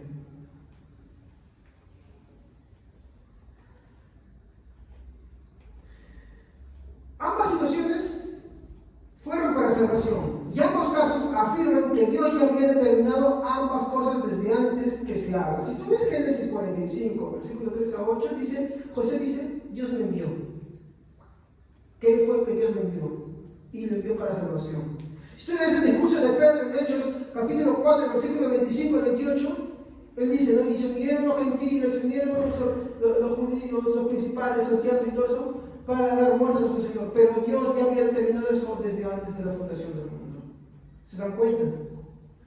Oh, es terrible. Acá quiero hacer una nota, ¿no? Es inevitable que pase por alto los textos en los que se ve muy también claramente que Dios también, aparte de permitir, sí interviene en la voluntad y afectos de los hombres de una forma o de otra. ¿No? Sí, hermano. ¿Sabe usted eso? Y hay textos abundantes de eso, en las cuales Dios sí, en este caso no es que permita, ya interviene directamente. Miren atentamente. Este es el más simple, pero ahí vamos a ver el otro lado contrario. En la regeneración, ¿no? Voy a poner acá, Dios interviene en la voluntad del hombre. Ya no hablo de permiso. ¿Qué es intervenir? Entrar a callar, hacer algo. Por ejemplo, este es el más simple, el otro lo tomamos los tres textos. En la regeneración, ¿por qué te sabes? En la regeneración, la Biblia dice de que el Espíritu Santo viene a nosotros para que podamos hacer una. ¿Ok? Juan 3, en la conversación de Jesús y Nicodemo, le dice, no, Nicodemo, si no eres nuevo, no puedes ver el reino de los cielos, solamente se puede hacer de nuevo por medio del Espíritu, pero tú no sabes de dónde viene ni a dónde va. El Espíritu es la palabra, perdón, el agua. Tú no sabes de dónde viene ni a dónde va. Así es todo nacido del Espíritu Santo. Así es todo nacido de Dios. ¿Ya? Muy bien, eso es ahí, ¿no? La regeneración, el Espíritu Santo viene y cambia nuestra naturaleza y afectos, como consecuencia aceptamos a Cristo, ¿no? Ahora, en el otro lado, hermanos, ya no hay la regeneración, ahora en los reprobados también intervienen. Y hay muchos casos. Y es cuando Dios, mi hermano, ha determinado su fin. Es cuando Dios los ha dejado a la rebeldía. Es como cuando tú ves de repente un hijo que se te revela totalmente y dices, ¿qué pasó? ¿Qué sucedió ahí? ¿Saben para qué se Dios señal? A veces lo hacen incluso para que intervenga una forma para que se descarríe más con la finalidad que reciba una retribución. A veces es para salvación y a veces es para darle su fin ya. Y eso es terrible. Miren, acá sí tengo textos. Muchas veces en los reprobados, Dios interviene en su voluntad para efectuar lo que se llama su justicia. Biblia está atento ahora sí, ¿no?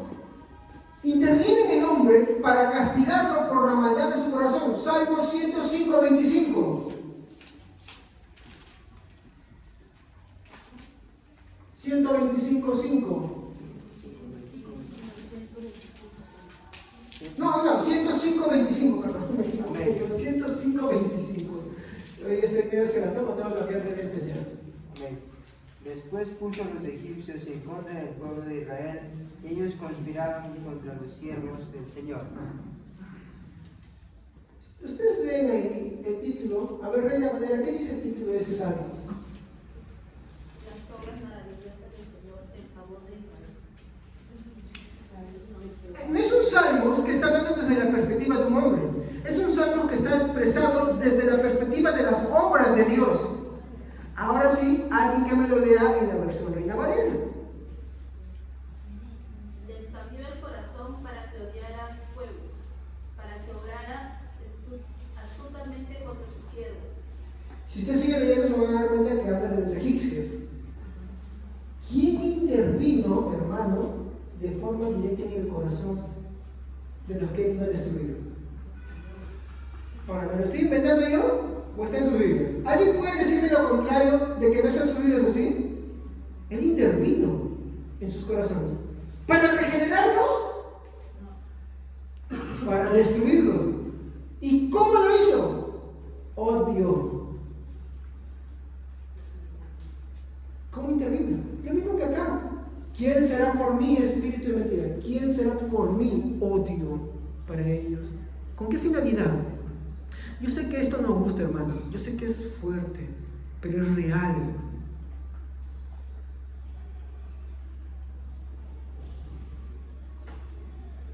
Otro pasaje. En Masa, Josué 11:20.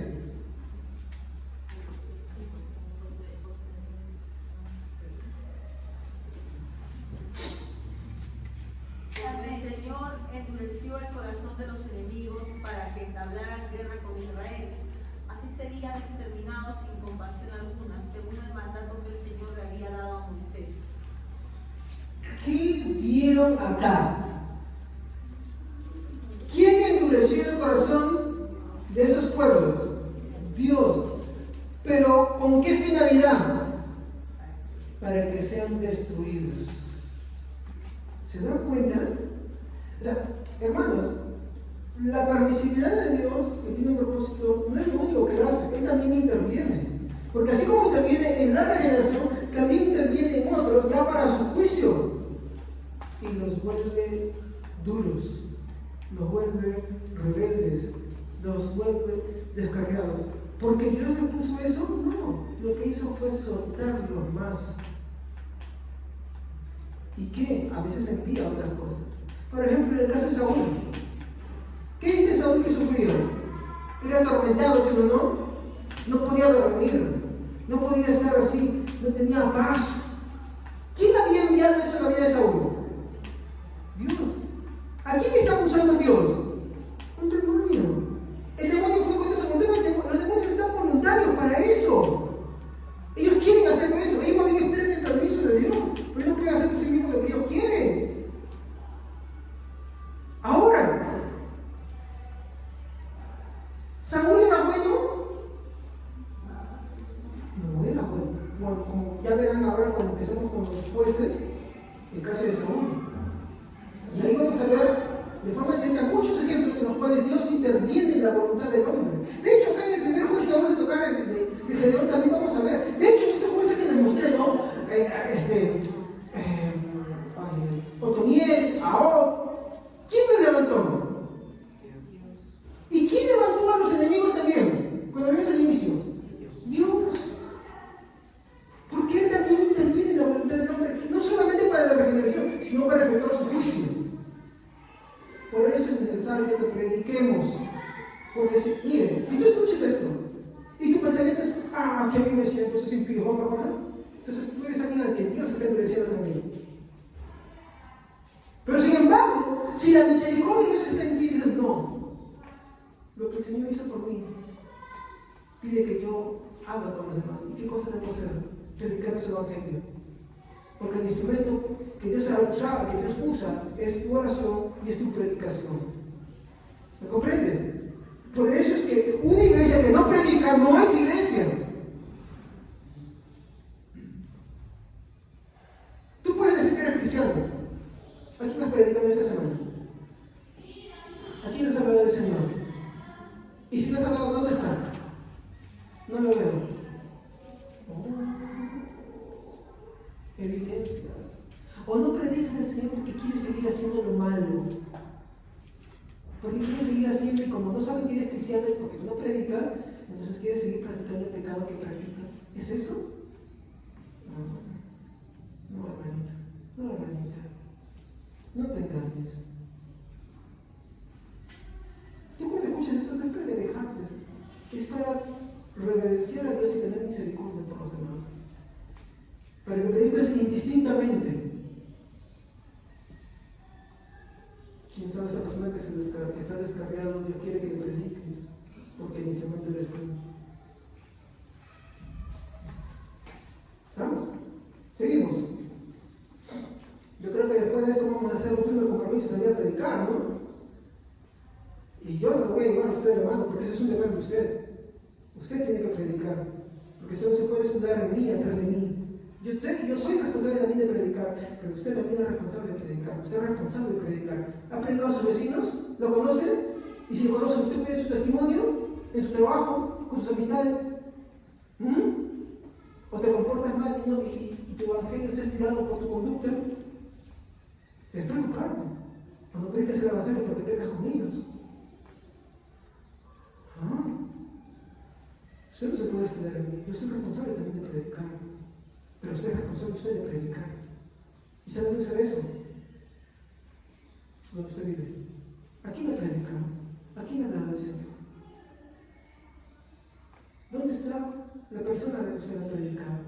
Porque no solamente es desperdigar el evangelio, es cuidarlo, es alimentarlo, es traerlo.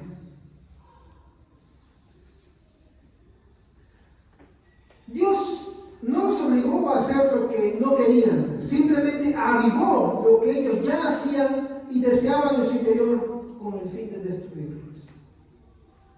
A estas personas, tanto los egipcios como los pueblos que estaban ahí. Y lo mismo sucede hoy en día. Lo mismo sigue sucediendo hoy en día. Tercero, la fidelidad de Dios.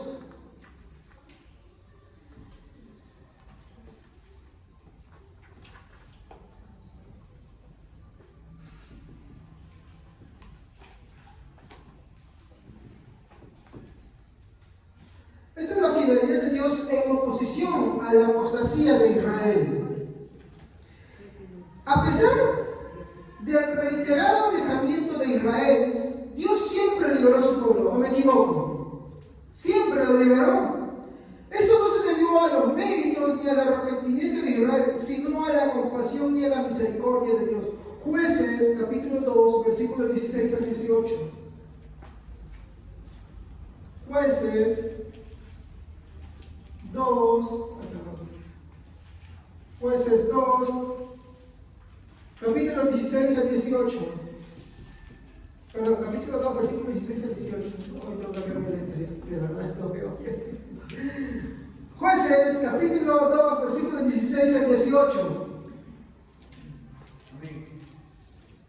Y Jehová levantó jueces que los librasen de la mano de los que les despojaban, pero tampoco oyeron a sus jueces, sino que fueron tras dioses ajenos, a los cuales adoraron. Se apartaron pronto del camino en que aprendieron sus padres, obedeciendo los mandamientos de Jehová. Ellos no hicieron así, y cuando Jehová les levantaba jueces, Jehová estaba con el juez y los libraba de la mano de los enemigos todo el tiempo de aquel juez, porque Jehová era movido a misericordia por sus gemidos a causa de los que le temían y afligían. Miren, ¿cuál era la razón por la que Dios levantaba jueces? Su misericordia. Su misericordia. La misericordia de Dios movía todo esto. Todos los que voy a mencionar son de los mejores jueces, ¿no?, de que Israel tuvo, y después de, todo esto me refiero después de Josué, ¿no? Y todos ellos fueron levantados por Dios en oposición a la apostasía de Israel y sus consecuencias. Por ejemplo, acá voy a borrar por el listo que vean desde arriba, ¿ya?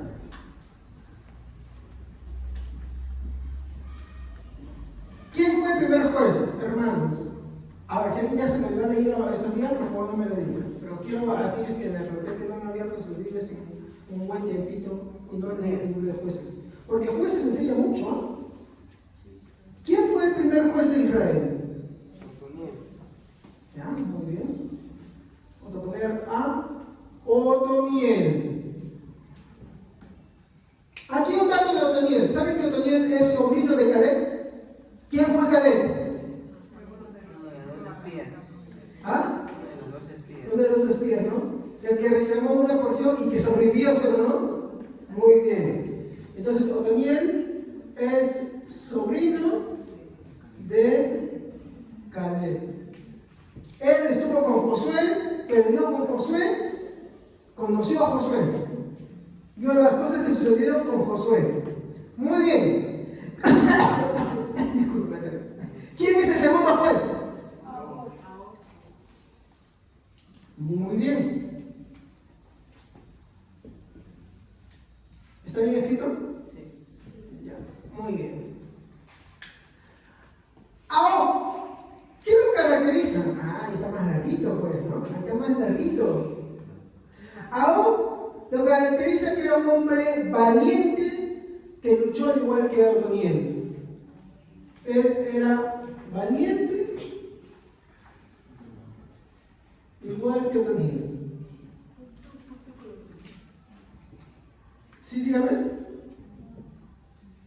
Estuvo presente en la lucha que tuvo Israel para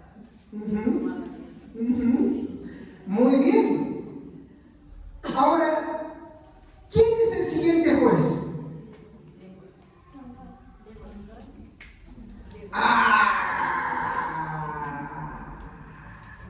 Los agarré.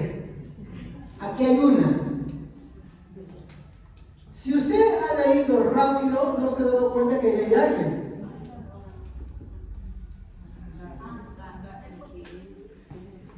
Sangar. ¿Han oído de Sangar? Bueno, acá me voy a detenerme un poquitito. Sangar se encuentra en Jueces, en el capítulo 3, versículo 31. De repente cuando uno pasa y dice, y murió ahora y se levantó Débora, no entiende algo que va a pasar que Débora va a decir también. Escuchen atentamente. Permítanme tomar unos minutos para hablar de él. Quiero hacerte pregunta. En todos los años de cristiano, ¿has oído de Sangar? No sean mentirosos, ¿eh? No sean mentirosos, no sean ahorita, porque están escuchando ahorita, ¿no? Yo nunca lo he escuchado. ¿Saben cuándo me he dado cuenta de él? Recién esta semana. Porque soy sincero, hay que decir la verdad, hermanos. ¿Para qué vamos a mentir? ¿Alguien aquí quiere lucirme? Pero acá hay un detalle con Sangar, hermanos. Y la Biblia, en las pocas palabritas que él dice, te lo va a quedar. Curiosidades de Sangar. Era hijo de Anac. Entonces se viene la discusión. Muchos creen que es un gigante. Otros creen que es un extranjero. Sea como fuere, era un extranjero. No era un israelita. ¿Qué ven ustedes acá de peculiar? Ya, muy bien. Israelitas. Disculpen mi letra fea. Ya. Estos eran israelitas. Sangar. ¿Pero por qué son jueces? Siguiente. Era hijo de Anac, dice la Biblia, y mató 600 filisteos. ¿Por qué quiere decirnos esto, hermano sanguinario? Es que si ustedes leen en sus Biblias, ¿el qué usa? Lo que usa se llama así. Solamente los del campo lo van a entender. ¿Qué es esto? ¿Saben? A ver.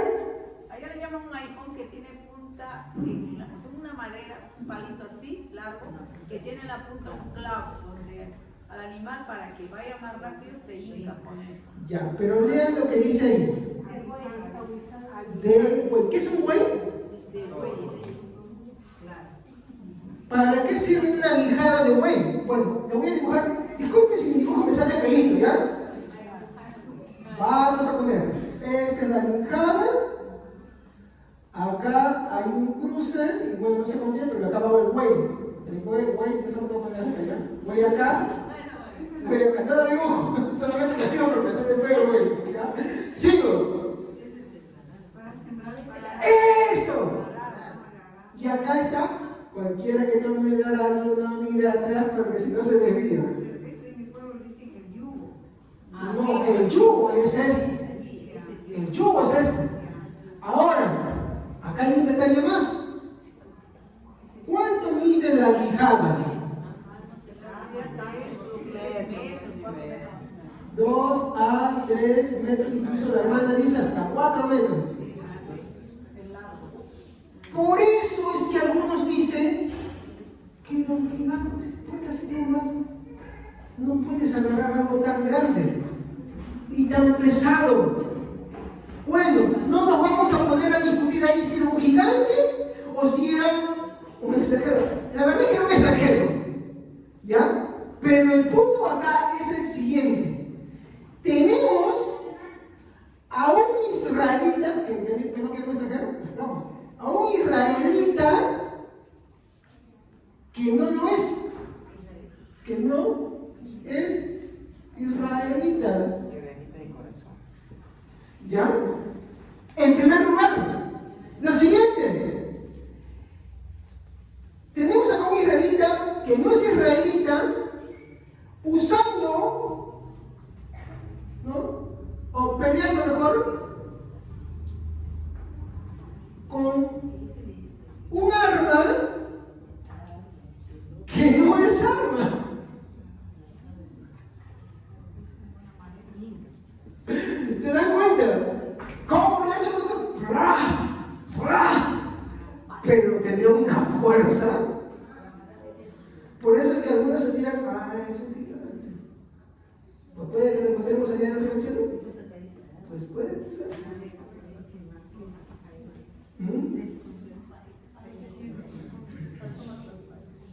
Seguimos. Tenemos un israelita que no es israelita, porque en sus días ya no había hombres valientes que pelearan por Israel. Tenemos aquí en acá un extranjero. Díganme, no conozco bien, es que alguna persona dice arado. El arado es otra cosa y al no sé qué, es otra. Claro. Ese es el que tú cuando... Pero el asunto es que ambos es para un buey. Claro, Claro, el tema es ese. Tenía un clavo así donde Claro. Cuando vayan a la casita, vean el arado, claro, el arado hay diferentes medidas. Pero, sí, no, sí está bien, las palabras están bien, pero vean el arado que usa el buey. Todo eso tiene que ver, si es un arado, pero no es un arado simple, es un arado que usa. En otras traducciones dice una vara para Claro, una vara. o sea, que es un palo para darle palo vuelo para al sacar. Sí, Se supone que o sea, usaba así. no necesariamente era tan grande, podría haber sido un palo. Claro, por eso. Lo que es sorprendente es que tomaste como un palo distinto. Claro, es que ahí va el punto porque muchas traducciones lo ponen como aguijada. Tú no matas 600 filisteos con un palo, sino más. Son 600. Y acá vamos a una cosa, si ustedes leen, él pelea solo. Ahora te vaya a pelearse con 600 personas. Ese es el punto. No se puede, ¿eh? No se puede. Por eso es que muchas traducciones no lo tiran como un arado, sino como una quijada. Porque si estaba revisando ayer eso, y es que se cree que no era una persona común, y es que hacen un prototipo de Sansón. Prototipo de Sansón. ¿Se dan cuenta? Porque no pudo ser una persona común para haber matado él solo a 600 personas, ya que el arma que él está usando no es una espada, no es un arma de guerra. Pues dije, tenemos un muy israelita que no es israelita peleando con un arma que no es arma. Ahora, les digo, en lo peculiar de Sangar, hermanos, que él sí es el tercer juez, y no es Débora, es que no había gente como Otoniel y Og, hombres valientes. Y esto es importante para que me entiendan cuando hablemos de Gedeón, hermanos. Porque hemos puesto un estándar de Gedeón, de Jefté y los que están ahí, que no es el que la Biblia muestra. Y que me sirven a mí para mostrar la soberanía de cómo Dios interviene en esto. Acá vemos un extranjero en el que Dios interviene, porque Dios lo levanta. Al igual que Otoniel, igual que Og.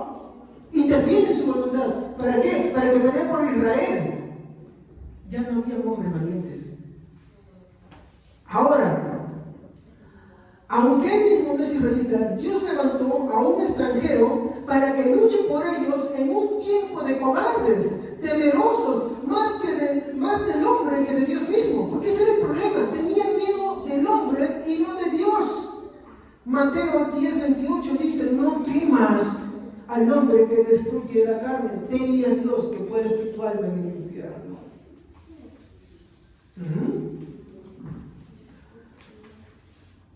¿Cuán necesario es que se vea que el mismo tiempo de jueces se está repitiendo hoy, en un tiempo en que la maldad y la apostasía han avanzado a pasos agigantados?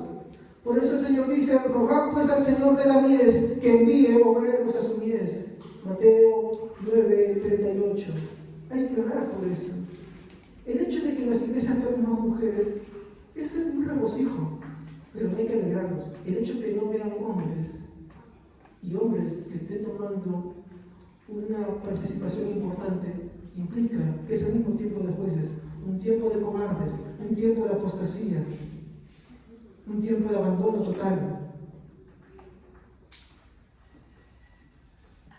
Mucho debate hay, no, es que la razón de Débora es justamente acá. Sangar es importante por esto. Cuando no había hombres valientes, Dios tuvo un extranjero para pelear por Israel. Pero cuando ni ese había, ¿qué sucedió? Aquí viene un detalle importante, hermanos. ¿Quién fue el tercer juez? No, el cuarto juez. Muy bien. ¿Están seguros?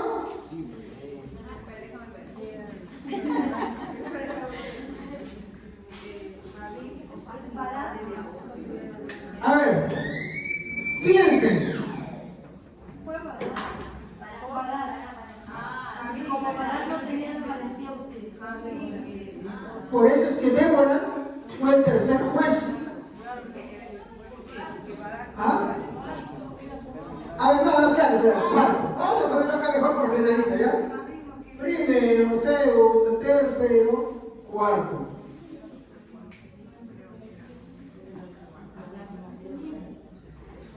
Les pregunto una cosita. Cuando ustedes leen Hebreos 11, los héroes de la fe, ¿han escuchado de Daniel? ¿Han escuchado de oro? ¿Han escuchado de Sangar? ¿Han escuchado de Débora? Aparte, ¿no? Sí, de Débora sí. ¿De Débora sí? En Hebreos 11. No habla. ¿A partir de dónde menciona? No, para que Dios, es que hay un detalle con ellos. Vamos a ver en los próximos servicios cómo Dios de una forma activa interviene en la cobardía de los hombres. Así como intervienen, y en mi primera exposición les mostré cómo intervienen los impíos, afectando también su voluntad, ya no solamente permitiéndonos, sino también ahora sí interviniendo en su voluntad directa para que sean destruidos, para que sigan sus propios impulsos, para que busquen su fin. También, por eso Hebreos va a mencionar, no solamente ellos, no va a mencionar estos cuatro, porque Dios va a intervenir en ellos de una forma en la cual vamos a ver algo muy bonito. Lo puedo forzar. ¿Dónde está el libro de Petrillo ahí, hermanos, otra vez? Estamos estudiando mucho el libro de Jueces, hermanos, y me he asombrado de todo lo que veo hoy. Es más, yo le invito a que usted vaya a casa y lea el libro de Jueces. Seguimos. Si bien es cierto, vamos a ver nosotros que la aparición es más que todo de Débora. Ella aparece en un tiempo de cobardía. Barak, un juez de su tiempo, fue cobarde a la orden de Dios. Jueces 4:6. Jueces 4:6, vamos, rapidísimo, porque no me da tiempo. Débora mandó llamar a Barak, hijo de Abinoam, que vivía en sede de Neftalí, y le dijo: el Señor, el Dios de Israel, ordena, ve y reúne en el monte Tabor a 10.000 hombres de la tribu de Neftalí y de la tribu de Zabulón. Muy bien. ¿Y qué responde? Barak le dijo: solo iré si tú me acompañas, de lo contrario no iré. ¿Se dan cuenta ustedes? Ahora, en la otra versión, hermanos, hay un detalle peculiar sobre esto. Déjenme un ratito ponerlo acá. Jueces, capítulo, ¿qué capítulo estamos, hermanos? A ver, Alicia. 4:6. Y ella, perdón, ahora sí. Y ella vio llamar a Barak, hijo de Abinoam, de Sede de Neftalí, y le dijo, pero acá hay un detalle, lo dice como pregunta: ¿no te ha mandado Jehová Dios de Israel, diciendo, ve junta a tu gente al monte de Tabor y toma contigo 10.000 hombres de la tribu de... Y termina la pregunta. ¿Por qué le pregunta a alguien? Es como cuando le digo, hermano, ¿por qué no has hecho esto? Ya le había mandado, tenía miedo, así es. Por eso, sí, hermano, y por eso parece Débora. ¿Se dan cuenta? Era un tiempo de cobardes. Ya no había Otonieles, ya no había Oz, ya no había Sangar. Bueno, Sangar era un hombre que aparece, un extranjero que aparece, porque justamente ya en Israel tampoco había valientes. ¿Y cómo lo vemos? Para Gedeo, y vamos a ver eso, todos ellos, hermanos. De hecho, tendríamos un sermón para hablar de Sangar mucho. ¿Por qué? Porque en ese único lugar donde aparece, hermanos. Sigo, ya no había hombres valientes, pero Dios ya había llamado desde antes para demostrar su poder. Débora reconoce que antes de ella hubo un valiente. Jueces 5, 6.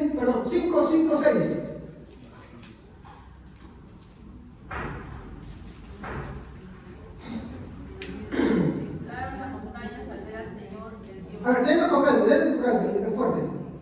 Temblaron las montañas al ver al Señor, el Dios de Sinaí, al ver al Señor, el Dios de Israel. En los días de Samgar, hijo de Anat, en los días de Jael, los viajeros abandonaron los caminos y se fueron por sendas escabosas.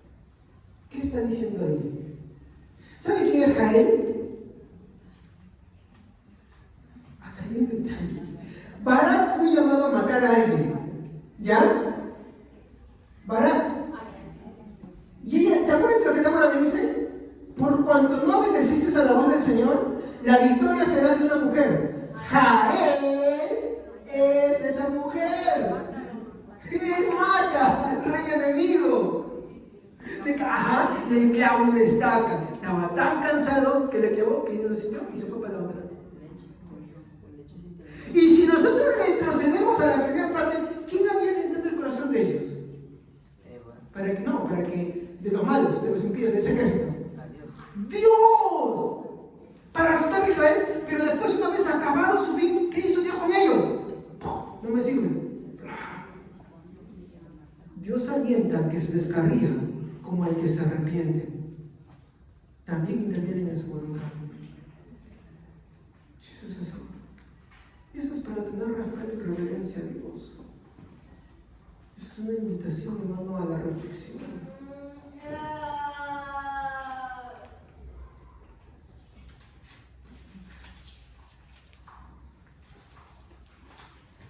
Aplicaciones y reflexiones. Mi quinto punto. Primero, los israelitas eran como la iglesia de hoy. No podían estar ociosos ni ser perezosos. ¿Por qué Dios permite al impío que haga, que prospere? ¿Por qué Dios permite que el impío haga el malo? ¿Por qué Dios permite que las personas se descarríen? ¿Por qué Dios de repente permite que tal hermanita haga lo que sea? ¿O que se vaya ahí y que haga solo su desenfreno? ¿Está en contra de su voluntad? No está en contra de su voluntad. Es lo que desea. Pero Dios, ¿qué hace? Lo suelta, incluso a veces también lo alienta. ¿Para qué? ¿Cómo lo alienta? Usa a Satanás y sus demonios. ¿Y con qué finalidad? De que reciba la retribución de su extravío. Eso muchas veces sucede. Otras, para que a través de todas las cosas que pasan, se humille. Pero ya no me jugaría la derrota de por eso, como dije, no citando el texto, si oyeres hoy su palabra, no endurezca su corazón. No puedo jugar a la ruleta rusa. Eso debe ser una motivación más bien para perseverar en la casa del Señor, seguir escuchando su palabra, reflexionando. Aplicaciones y reflexiones. Los israelitas son como la iglesia de hoy, no podían estar ociosos ni ser perezosos. Agradó al Señor probarlos con las naciones que ellos mismos perdonaron en su desobediencia a Dios. Muchas veces Dios usa las cosas que tú mismo hiciste, las cosas que Él mismo te permitió, para que no estés ocioso, para que no seas orgulloso, para que no seas antiguo, para que seas humilde. No pienses que lo que tú haces lo hiciste porque simplemente pues querías hacer milagro. No, Dios te lo permitió. Quiera Dios más bien que te des cuenta. Quiera Dios más bien que reflexiones. Porque uno de dos, si no reflexionas, eso está jugando para que en su término Dios acabe contigo. Dios dé su veredicto contigo. Dios haga su justicia contigo. ¿No? Tenga misericordia de ti. Pero eso no sucederá si es que en el proceso no te humillas. Pero lo que estamos acá, Dios nos llama a reflexionar. Todas las cosas que tú has cometido, todas las cosas que en tu pasado están, sí, van a estar siempre ahí, pero van a estar con un objetivo: de que entiendas de que no debes ser orgulloso con Él, de que debes ser humilde siempre con Él, y que nada malo le puedes imputar a Él, porque si algo permitió, no lo hizo en contra de tu voluntad. Era porque tú deseabas hacer el mal. Pero si tú de repente estás en ese proceso, que estás queriendo saltar a ese punto, ten cuidado. Porque muchas veces Dios te lo permite, y te lo permite para efectuar su justicia contigo, para darte fin. Y yo no creo que tú quieras eso. Tercero, las tentaciones y las pruebas detectan la iniquidad en el corazón de los pecadores. ¿Por qué? ¿Por qué tentaciones? ¿Por qué problemas? ¿Por que demuestran quién eres, hermano. Demuestran tu naturaleza, demuestran quién eres en verdad.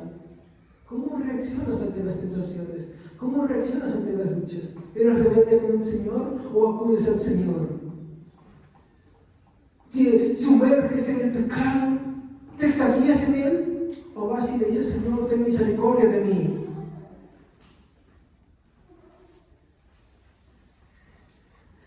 Las tentaciones y las pruebas detectan la iniquidad en el corazón de los pecadores, mientras refuerzan las gracias de los creyentes en sus conflictos diarios con Satanás y el pecado y con este mundo malo. Y los creyentes refuerzan la gracia del Señor, no porque de repente nunca pequen, sino porque siempre van a estar dependientes del Señor, y siempre se van a humillar, y siempre se van a arrepentir, y ninguna imputación le van a dar a él de mal, sino de que él es juez justo, y lo que es justo él hará. En el segundo punto, dice que agradó al Señor probar con las naciones que ellos perdonaron. Tú no has sido tentado, tú no has sido probado con algo que tú no consentiste, con algo que tú no permitiste en tu vida. No, todas las cosas que tú mismo has hecho, todas las cosas que tú estás haciendo ahora, esas son las cosas que Dios está permitiendo para retribuirte, para probarte, para ver y demostrar lo oculto de tu corazón. ¿Se acuerdan lo que el profeta le dice a María? Le dice, y él será como una espada y revelará las intenciones secretas de los corazones. Todas las cosas hacen eso en nuestra vida, revelan quiénes somos. ¿Cómo eres tú ante la adversidad? ¿Eres humilde ante el Señor o eres rebelde? Ahí está la prueba. ¿Quién eres? ¿Quién eres?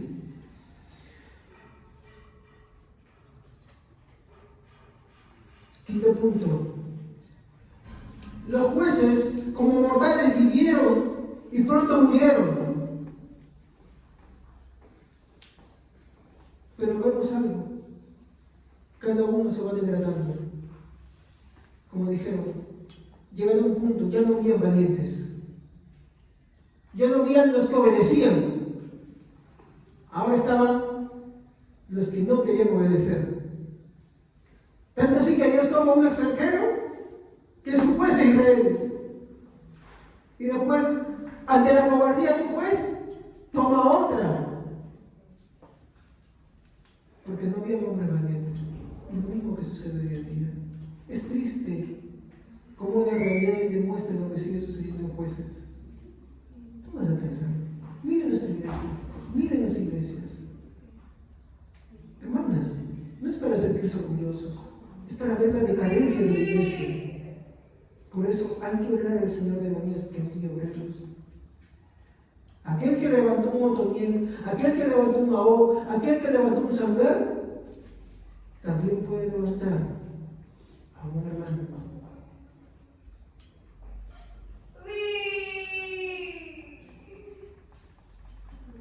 Los jueces como mortales vivieron y pronto murieron, pero Jesús es el verdadero libertador perfecto, uno eterno, ya que los jueces vivieron solo un poco de tiempo y muerto el juez, el pueblo se descarriaba.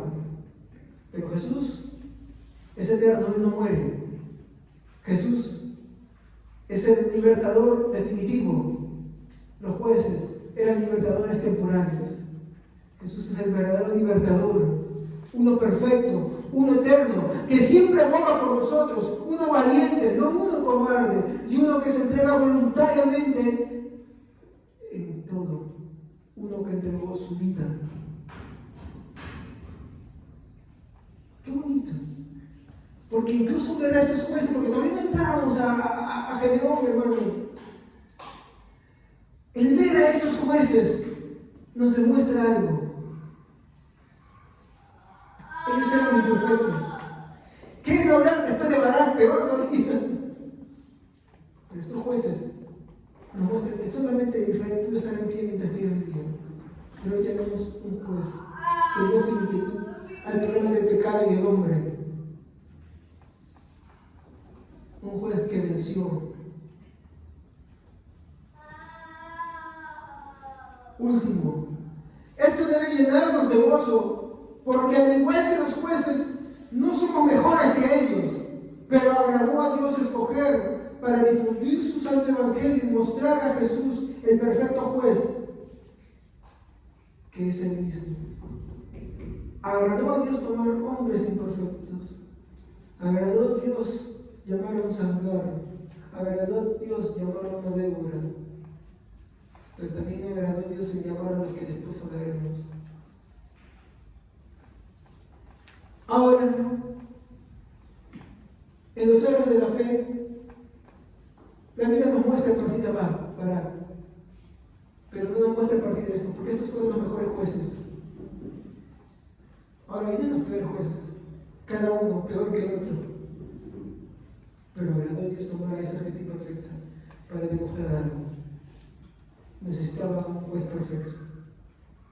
Ese juez que dio término a todo, a la acusación, al ante del decreto que estaba con nosotros, que en la cruz del Calvario nos puso a Jesús de Nazaret. Vamos a él. Oremos. Padre Santo, te doy gracias.